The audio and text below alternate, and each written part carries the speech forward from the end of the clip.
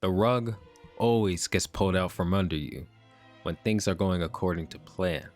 Looking back, I think it's always been like that. I've replayed it in my head over and over. If I hadn't met her. Life is a series of choices. If I had done this, if I hadn't done that, if I had chosen that, if I had chosen this, if I had given up back then, if I had turned back. You can contemplate it or not, but the results are before your eyes. No matter how unsightly it is, how foul it may smell, I have to accept it and make it my own. Just one choice can drastically alter your path. You can't turn back. Eventually you'll be too tired to keep going, and you'll say to yourself, it wasn't supposed to be like this. Kaneki arrives back at his base in the midst of it being raided. He sees Misa walking along and she notices him, asking why is he back. She then asks Kaneki if his entire group had come back, and he said no, it's just me. He then notices Naki on the ground, unresponsive, and she says that he's asleep. She just asks Kaneki to allow him to sleep, since all he did was fight until the very end. A dying man needs to die as a sleepy man needs to sleep. That's a human saying, isn't it? Kaneki says that she's very knowledgeable, and she tells him that the non-combatants are underground and they're headed toward E14 via tunnels 20 and 21, I think. And this is to retreat from the people who are raiding their base, the CCG. Kaneki hears that they're going to E14 and he thinks of the number 14 specifically. He thinks of this number because it reminds him of the Anteku raid. If you remember, V14 is where Kaneki and Arima had their first fight, and where Arima had eliminated so many of Kaneki's friends. So this number specifically triggers something within him, as he says this time, I will go farther. He begins to sprint once more, rushing to make sure that he can protect everyone this time around.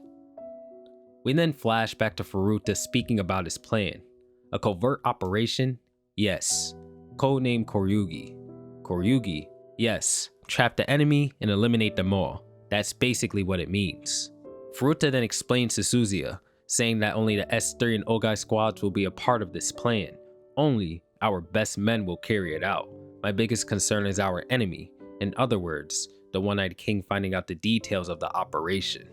The objective of Koryugi is the complete eradication of enemy forces.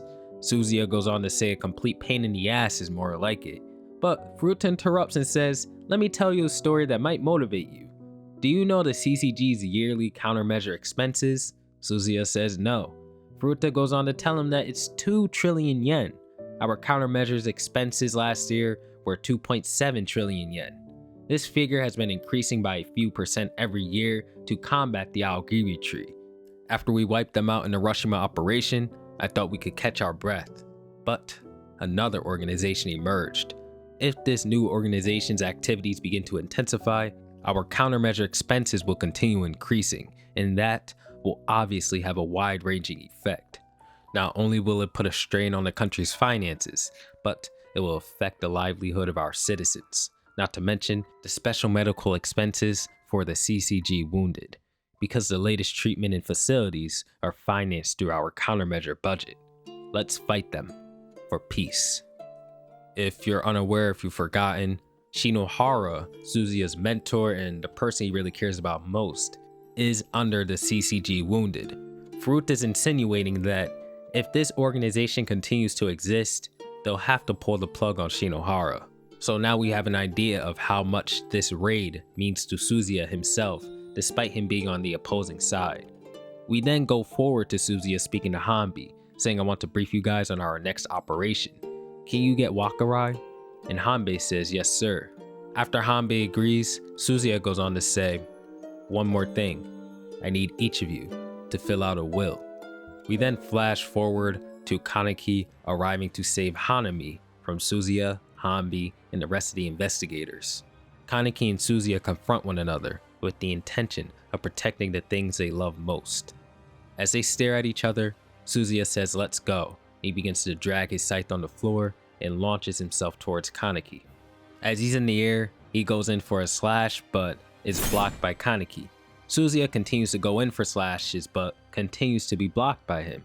The two go back and forth for a bit, but Suzuya manages to crack one of Kaneki's Kagune, and he tells him that he's gonna just have to kill him this time around. Kaneki does not respond. He launches more Kagune at Suzuya, but he manages to jump upward and dodge them easily. As Suzuya jumps backward, Kaneki asks if he minds stepping aside, and Suzuya does not respond. Hanami, being weakened by Suzuya and the others, is just, in a bad state, so Kaneki tells her to run, saying that he's going to be right behind her. Suzuya, on the other hand, tells Hanbei that he might die, so be ready, and Hanbei complies. The two fighters activate their armors, and we see that Arata Joker and Arata 2 are now engaged in battle. Kaneki, in response, activates his Kakuja, saying, "I'm glad. I sense this. I don't know who to thank. I'm just glad I'm here. This time, I will protect them. I can protect them. I've lived for this day. That's right, to live." What? What happened? What was I? No way, no. I'm sure I heal. It's over. Over. S3 squad proceed. There should be a route to the lower level near here. You lost, Kaneki. Lost? Thanks to the valiant efforts of the Suzuya squad, we have defeated you. Was the battle so fierce that you forgot? The sight of you fighting, you were truly a god. One wrong move and you would have won. S3 squad will go on to eradicate whoever's left. And by the way, had Route E14 blocked. It would complicate things if they had reached it. Furuta then prompts for one of his subordinates to join the detachment force, and that he's gonna catch up after he's done speaking to Kaneki.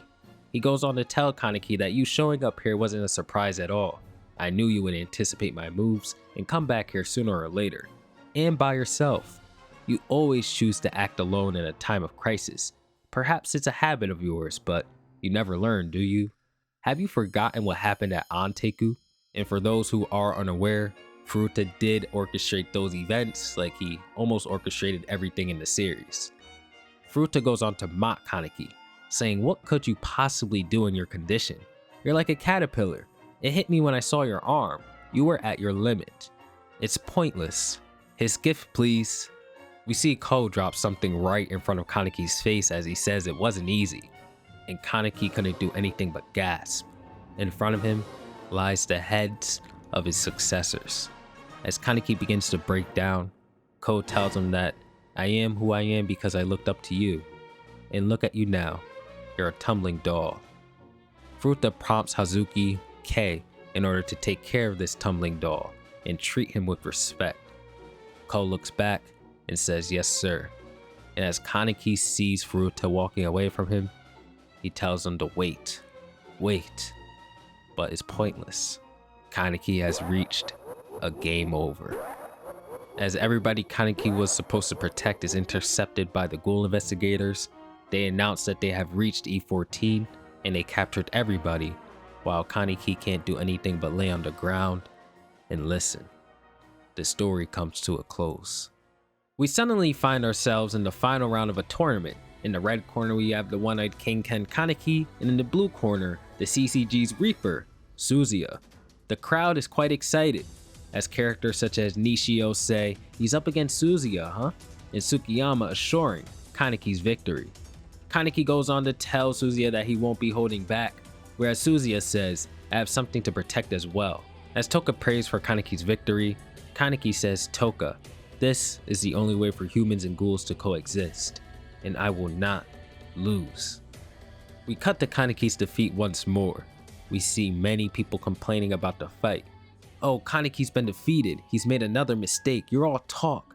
Why do you always do this? Come on, get up. We're behind you, buddy. Get your act together. Why can't you do this? Fight until you die. Keep fighting." And Kaneki can't do anything but question what happened. What happened? As Kaneki begins to replay previous events in his life in his head, we cut back to a scene where Heisei would see Suzuya for the first time in a while. Suzuya runs toward Heisei with a lot of excitement as Heisei greets him, but he decides to stab him. Hanbi and other investigators look at Kaneki in confusion, as Kaneki sighs and says, "I killed him. I killed him. We then enter a meeting between all of Kaneki's personalities. Heisei goes on to ask everybody, well, what do you think? Kaneki, the second one, says it's good, whereas the fourth Kaneki, the Black Reaper, asks him if he's joking. The original Kaneki says it wasn't Suzuya's fault.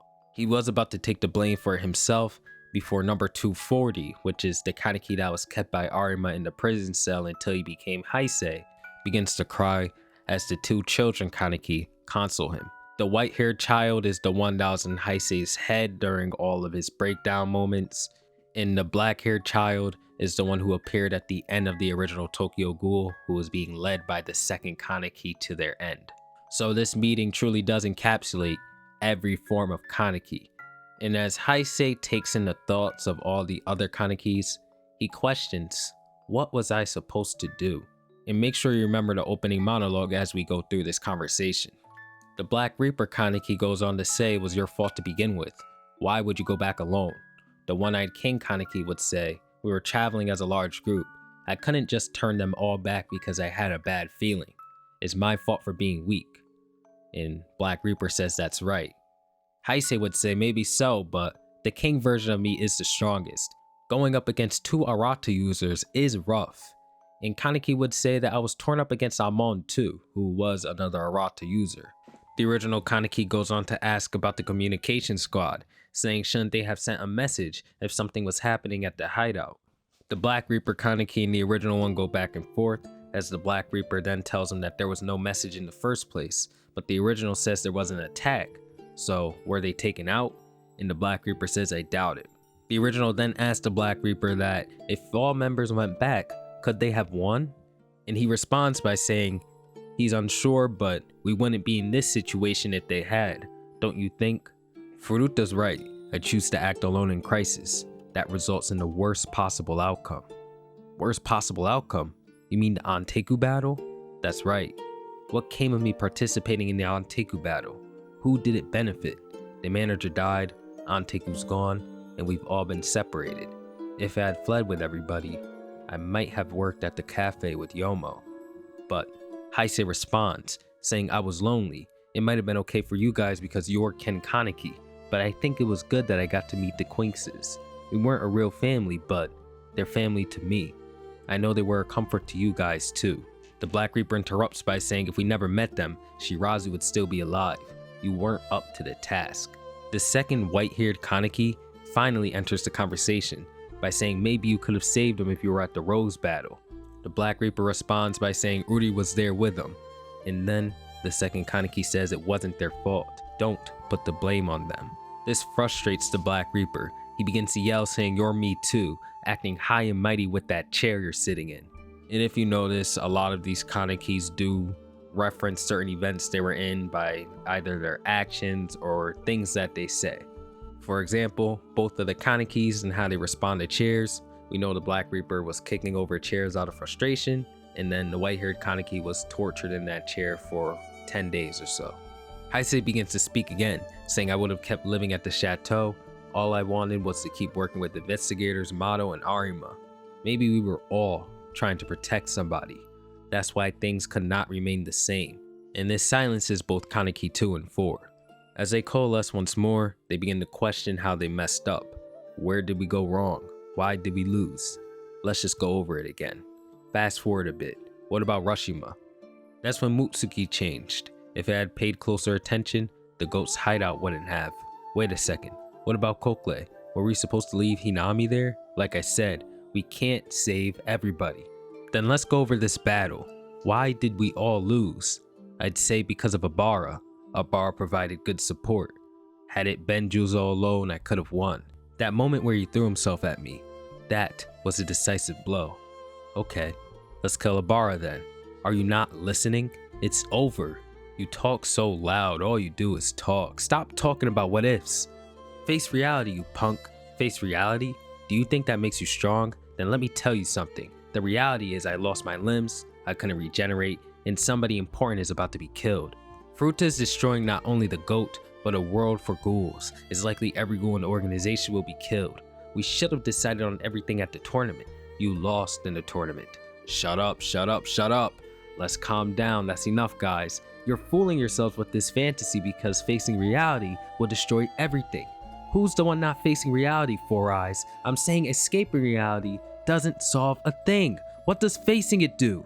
And we see here that all of the Kanekis are breaking down in the face of this situation because none of them can come to an answer as to how they would have went about this fight.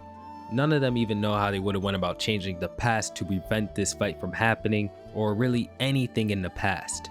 And as all Kanekis begin to fight amongst one another, Heisei, the leader, tells them to all calm down repeatedly, yet they do not listen.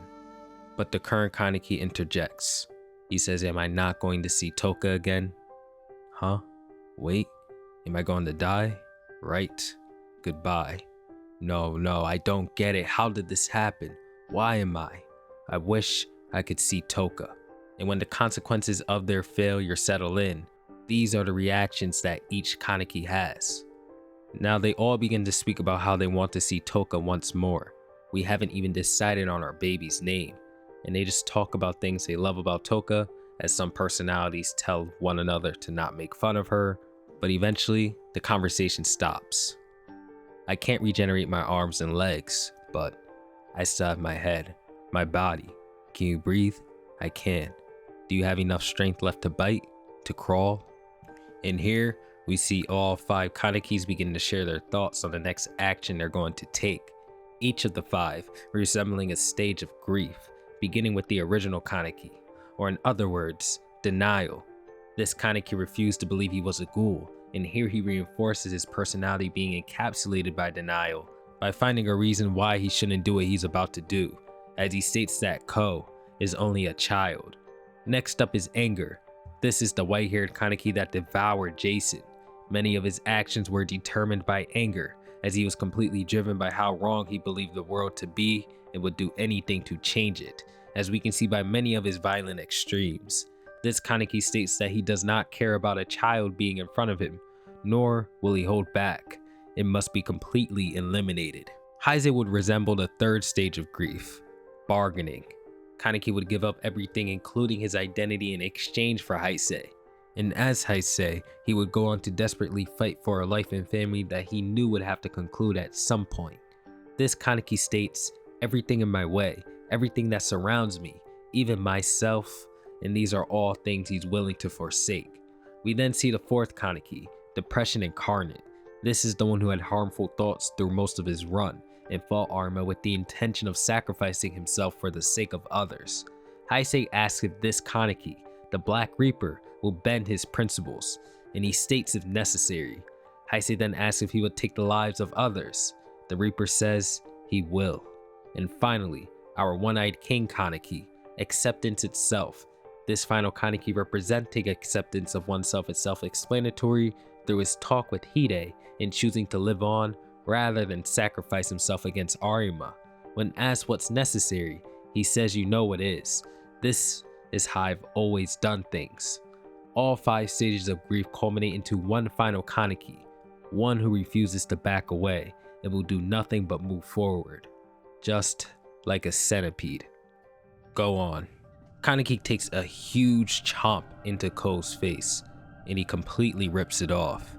As he falls to his knees, he's questioning what's happened to his face, his beautiful face, and Kaneki cuts him off early, stabbing his head with his kagune. And this causes the Ogaki to completely drop into panic mode, as they all scream, kill him, we need to capture him, no, don't, that's the order. They don't know what to do, as they were ordered not to eliminate Kaneki, but to simply prevent him from moving.